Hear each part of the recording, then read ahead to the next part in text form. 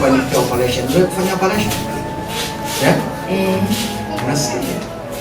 Haya. Unanifahamu mimi? Okay, uliwahi kuja wakati tuko hapa. Wewe ulimleta? Aha. Sasa uliwahi kuniambia kwamba labda hapana, nilikuwa bado sina mimba. Nilikuwa na mtoto. Nilipata mimba bado naamini. Sasa unapenda operation hiyo?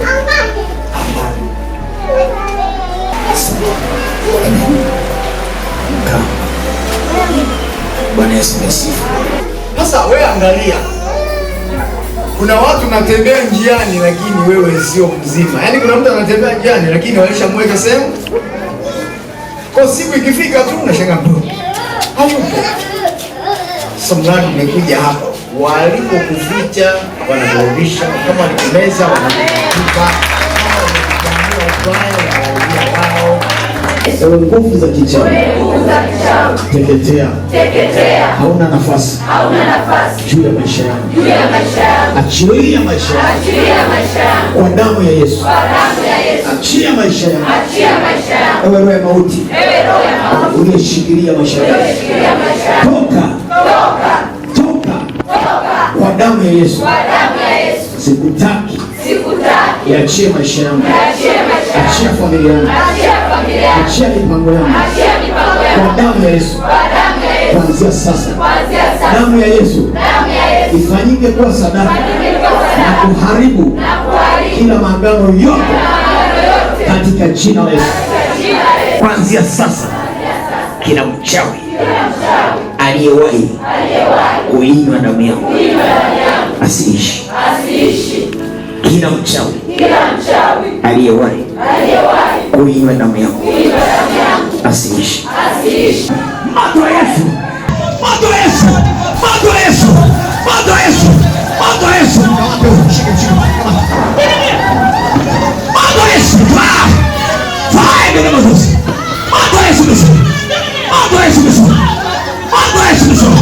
Ewe agano la kuzimu, agano la kuzimu, achia watu, achia kizazi chake kwa damu ya Yesu, katika Yesu.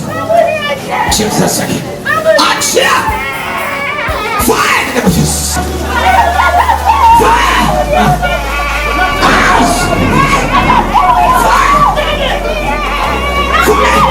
Moto waliokamata maisha yake